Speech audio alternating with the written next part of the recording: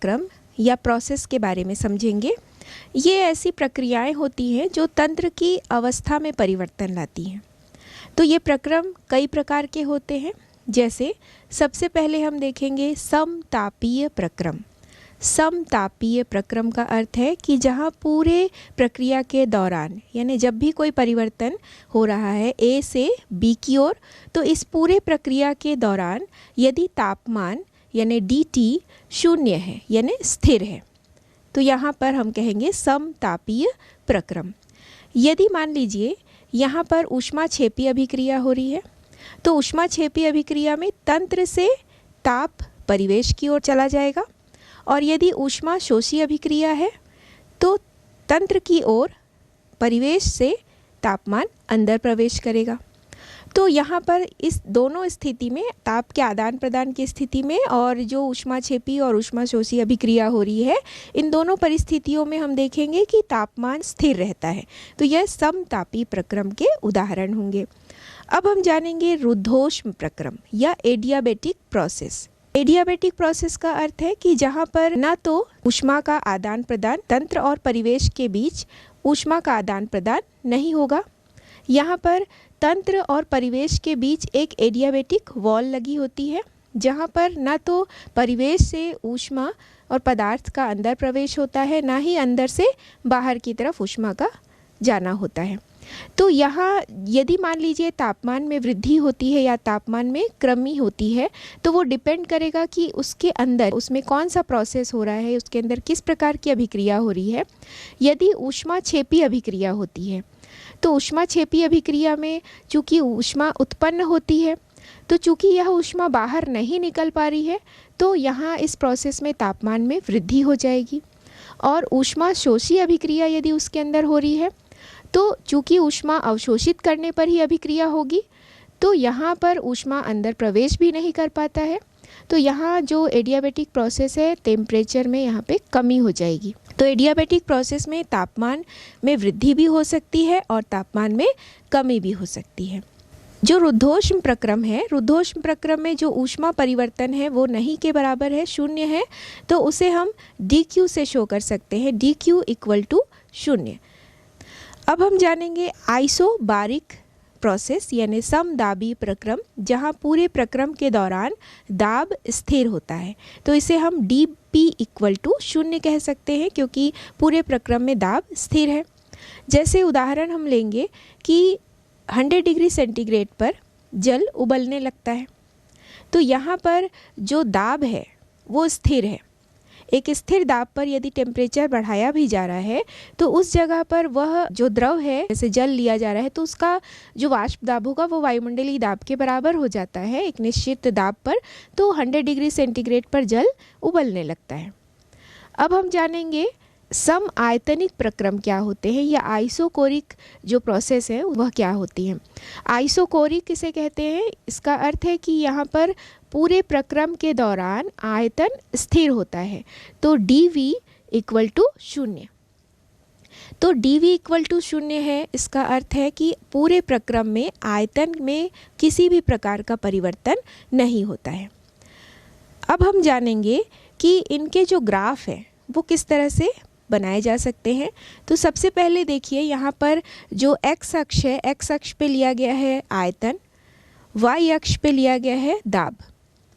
तो यहाँ यदि आयतन स्थिर है, तो आयतन स्थिर है, तो यहाँ पर देखिए dV इक्वल टू शून्य, यानी सम आयतनिक प्रोसेस को दर्शा रहा है ये कर्व। इसी तरह से देखिए dP जो स्ट्रेट लाइन को शो कर रहा है, तो dP यहाँ पर स्थिर है, dP इक्वल टू शून्य है, स्ट्रेट लाइन को दर्शा रहा है यहाँ पे। इसी प्रकार से ये कर्व जो है dt इक्वल टू शून्य है, जो कि सम तापीय प्रक्रम को दर्शाता है। dq इक्वल टू शून्य जो रुद्धोष्म प्रक्रम को दर्शाता है।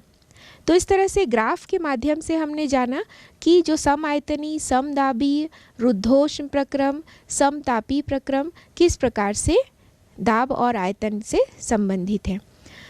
अब हम जानेंगे कि चक्रीय प्रक्रम क्या होते हैं या साइक्लिक प्रोसेस क्या होते हैं। जैसा कि नाम से स्पष्ट है कि साइक्लिक या चक्र, तो यहाँ पर जो परिवर्तन होता है, जैसे ए से बी में पहुँचते हैं तो यहाँ पर एक चक्र के माध्यम से पहुँच रहे हैं।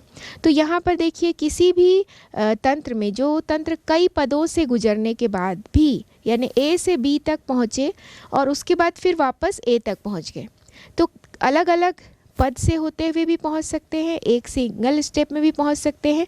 ये पूरा एक चक्रीय प्रक्रम है, तो ये वापस अपने पुनः प्रारंभिक स्थिति में लौट आता है। तो ये साइक्लिक प्रोसेस का एग्जाम्पल है। यहाँ पर भी ऊष्मा जो है वो स्थिर होती है। अब हम जानेंगे उत्क्रमणीय प्रक्रम क्या होते हैं। उत्क्रमणीय प्रक्रम या रिवर्सिबल प्रोसेस। रिवर्सिबल प्रोसेस का अर्थ ये है कि ये एक आदर्श प्रक्रम होता है। प्रकृति में ऐसा हो पाना बहुत ही असंभव है कि कोई भी प्रक्रम आदर्श प्रक्रम की तरह व्यवहार करे। इसका अर्थ है कि इसमें किसी भी समय इसकी दिशा को बदला जा सकता है। किसी भी समय टेम्परेचर में, प्रेशर में सूक्ष्म रूप से परिवर्तन करके इसकी दिशा को बदल सकते हैं। ये बहुत ही धीमे गति से होती है और प्रत्येक परिस्थिति में तंत्र एवं परिवेश के मध्य एक साम्यावस्था की स्थिति उत्क्रमणीय प्रक्रम में बनी ही रहती है। इसमें अधिकतम कार्य प्राप्त करने की संभावना भी रहती है और किसी भी समय इसकी दिशा को हम बदल सकते हैं। अब हम समझेंगे इरिवर्सिबल प्रोसेस या अनुत्क्रमणीय प्रक्रम। जो भी प्राकृतिक घटनाएं होती हैं प्रायः वे अनुत्क्रमणीय ही होती हैं। इसका अर्थ ये है अनुत्क्रमणीय प्रक्रम का कि इसकी दिशा को हम नहीं बदल सकते हैं और ये बहुत ही तेज़ी से होने वाली अभिक्रिया है। यहाँ पे तंत्र और परिवेश के मध्य जो साम्यावस्था है वो हर समय एक समान नहीं होती है। यहाँ पर देखिए जो तंत्र और परिवेश के मध्य जो अवस्था चर होते हैं उसमें एक निश्चित अंतर हमेशा बना रहता है। अनुत्क्रमणीय प्रक्रम में जो दिशा है वो भी नहीं बदली जा सकती है। जैसे उत्क्रमणीय प्रक्रम में हम किसी भी समय टेम्परेचर, प्रेशर में परिवर्तन करके उसकी दिशा को बदल सकते हैं, वैसे अनुत्क्रमणीय प्रक्रम में हम उसकी दिशा को नहीं बदल सकते हैं। अनुत्क्रमणीय और उत्क्रमणीय प्रक्रम को समझने के लिए उदाहरण लेते हैं। जैसे यहाँ पर देखिए कि एक गैस से भरा हुआ पात्र है जिसमें एक पिस्टन लगा हुआ है। अब इसमें देखिए कि विपरीत बल लगाया जा रहा है तो और एक होता है संचालनकारी बल, यानी जब गैस पर दबाव डाला जा रहा है पिस्टन के द्वारा तो ये और गैस के द्वारा ऊपर की तरफ पिस्टन को ढकेला भी जाएगा। तो इन दोनों के मध्य यानी विपरीत बल और जो संचालनकारी बल है इन दोनों के मध्य बहुत ही सूक्ष्म अंतर होगा यदि हम यहाँ पर उत्क्रमणीय प्रक्रम की बात करते हैं। अनंत पदों में बना होता है ये और तंत्र और परिवेश के मध्य एक साम्यावस्था की स्थिति हमेशा बनी होती है। यदि हम इसी उदाहरण को अनुत्क्रमणीय प्रक्रम के ले लेंगे तो यहाँ पर देखिए अनुत्क्रमणीय प्रक्रम में जो विपरीत बल है और जो संचालनकारी बल है यानी पिस्टन द्वारा तंत्र पर लगाया गया दाब और तंत्र द्वारा पिस्टन पर लगाया गया दाब, ये दोनों के मध्य जो अंतर है वो बहुत अधिक होता है। तो इनमें जब अंतर बहुत अधिक है तो इसमें हर समय तंत्र और परिवेश के मध्य साम्यावस्था स्थापित नहीं हो सकती है।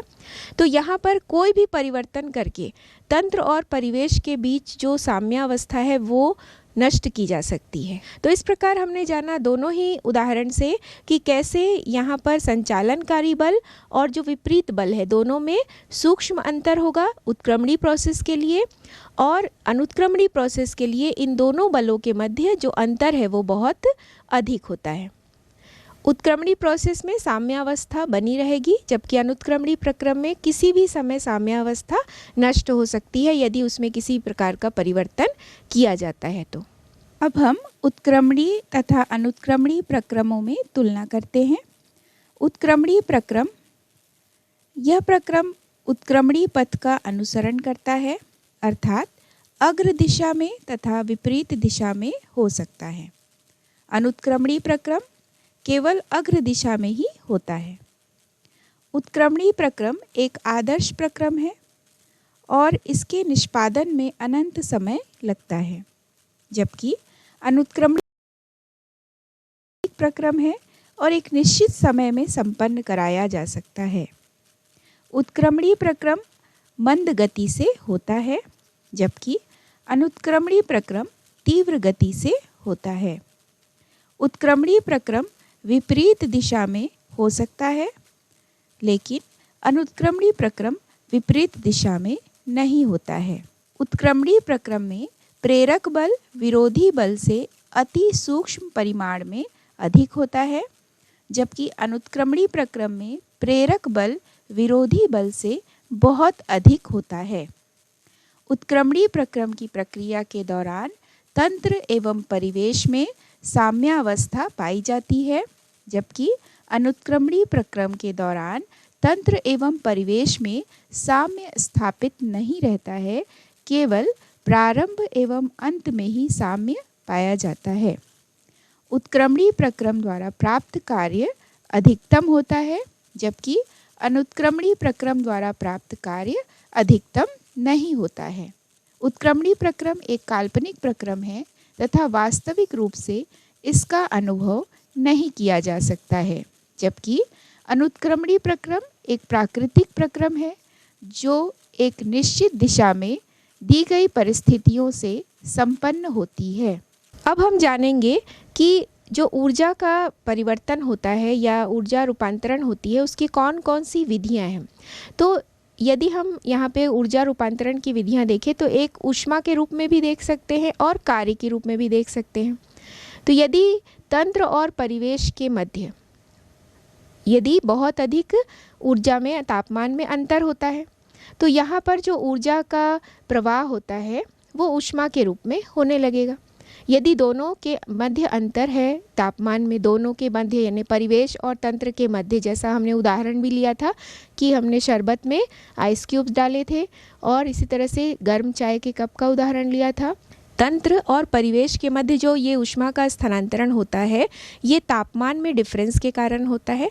तो चलिए अब हम जानेंगे कि वास्तव में यहाँ पर किस प्रकार से ऊष्मा का परिवर्तन होता है। तो यदि यहाँ पर तंत्र से परिवेश की ओर ऊष्मा जाती है तो तंत्र से जब परिवेश की ओर ऊष्मा जाती है तो Q इज़ लेस देन 0। तो यहाँ पर Q निगेटिव होगी यानी ऊष्मा का मान यहाँ पर ऋणात्मक होगा। तंत्र का तापमान यदि अधिक है तभी ऊष्मा का प्रवाह तंत्र से परिवेश की ओर होगा। और यदि दूसरी स्थिति में हम देख रहे हैं कि तंत्र का तापमान यदि कम है तो तंत्र के तापमान के कम होने के कारण परिवेश से ऊष्मा तंत्र के अंदर प्रवेश करती है तो Q इज़ ग्रेटर देन 0। तो यहाँ ऊष्मा का मान धनात्मक होता है। अब हम जानेंगे कार्य के बारे में। एक हम उदाहरण लेते हैं, एक पात्र लेते हैं जिसमें गैस भरा हुआ है। यहाँ देखिए एक सिलेंडर लिया गया है जिसमें कि गैस भरी हुई है और इसमें एक पिस्टन लगाया जा रहा है। तो यदि तंत्र का दाब अधिक है यानी उसके अंदर भरा हुआ जो गैस है उसका दाब यदि अधिक है तो वो पिस्टन को ऊपर की ओर ढकेलता है और वो तब तक ढकेलता रहता है जब तक कि तंत्र और परिवेश दोनों का दाब एक समान नहीं हो जाता है। दूसरी स्थिति में हम देखेंगे कि यदि मान लीजिए तंत्र का दाब कम है तो जब तंत्र का दाब कम होगा तो पिस्टन नीचे की ओर दबाया जा रहा है और ये तब तक दबाया जाएगा पिस्टन को नीचे की तरफ जब तक कि तंत्र और परिवेश के मध्य जो दाब है वो एक समान नहीं हो जाता है। तो इस स्थिति में हम कार्य को भी देख रहे हैं कि दो अलग अलग दाब का डिफरेंस देखा कि यदि तंत्र का दाब अधिक है तो वो पिस्टन को ऊपर की ओर ढकेलता है और तब तक ढकेलता है जब तक तंत्र और परिवेश के मध्य का दाब एक समान नहीं हो जाता है। इसी तरह से तंत्र का दाब यदि कम है तो वो पिस्टन तंत्र पर डाला जाता है दबाव यानी अंदर की ओर उसको धकेला जाता है और तब तक ढकेला जाता है जब तक कि तंत्र और परिवेश का दाब एक समान नहीं हो जाता है। तो यहाँ तंत्र द्वारा भी कार्य हो रहा है और तंत्र पर भी कार्य हो रहा है। तो तंत्र द्वारा जब कार्य किया जाएगा तो उसे माइनस से शो करते हैं यानी तंत्र द्वारा कार्य करने पर W बराबर होगा निगेटिव और तंत्र पर यदि कार्य होता है तो W बराबर पॉजिटिव होगा। अब हम जानेंगे कुछ ऊष्मागतिक गुणों के बारे में। ऊष्मागतिक गुण में सबसे पहले हम देखेंगे विस्तीर्ण गुण और दूसरा है गहन गुण। तो जो विस्तीर्ण गुण है इसे हम एक्सटेंसिव प्रॉपर्टी भी कहते हैं और बाह्य गुण भी कहते हैं। तो किसी भी तंत्र में उपस्थित ऐसे गुण जो कि उस तंत्र में उपस्थित जो भी पदार्थ है उसकी मात्रा पर निर्भर करता है, उस पदार्थ की प्रकृति पर निर्भर नहीं करता है। अब हम ये जानेंगे कि कौन कौन से उदाहरण हैं जो कि विस्तीर्ण गुण से संबंधित है। सबसे पहले है द्रव्यमान, आयतन, ऊर्जा, कार्य, ऊष्मा, धारिता। तो ये तो है कुछ विस्तीर्ण गुण। अब हम ये जानेंगे कि कुछ आंतरिक गुण, गहन गुण या इंटेंसिव प्रॉपर्टी क्या होते हैं। तो किसी भी तंत्र के ऐसे गुण जो कि पदार्थ की प्रकृति पर निर्भर करते हैं, पदार्थ की मात्रा से वो स्वतंत्र होते हैं, उस पर निर्भर नहीं करते हैं। तो इसके कुछ उदाहरण देखिए, जैसे टेम्परेचर है, प्रेशर, श्यानता, पृष्ठ तनाव, हिमांक, क्वथनांक, मोलर ऊष्माधारिता। ये सब उदाहरण हैं इंटेंसिव प्रॉपर्टी या फिर गहन गुण के। अब हम दोनों गुणों को समझने के लिए कुछ उदाहरण ले लेते हैं। यदि हम यहाँ विस्तीर्ण गुण को समझने का प्रयास करेंगे तो यहाँ दो पात्र लिया गया है जिसमें एक में 200 ml जल है और दूसरे में 100 ml जल है। तो चूँकि यहाँ पर देखकर ही समझ में आ रहा है कि 200 ml जल का जो आयतन होगा वह 100 ml जल के आयतन से अधिक होगा, ये स्पष्ट हो रहा है। दूसरा उदाहरण हम लेते हैं जो आंतरिक गुण के या इंटेंसिव प्रॉपर्टी के लिए। यदि हम जल को किसी भी पात्र में लें, 200 ml जल लें या 100 ml जल लें, लेकिन उसका जो क्वथनांक है वो निश्चित ही होगा क्योंकि जल 100 डिग्री सेंटीग्रेड पर ही उबलता है। तो ये इसके इंटेंसिव प्रॉपर्टी होते हैं जो पदार्थ की प्रकृति पर निर्भर करता है, और जो एक्सटेंसिव प्रॉपर्टी होते हैं वो पदार्थ की मात्रा पर निर्भर करते हैं।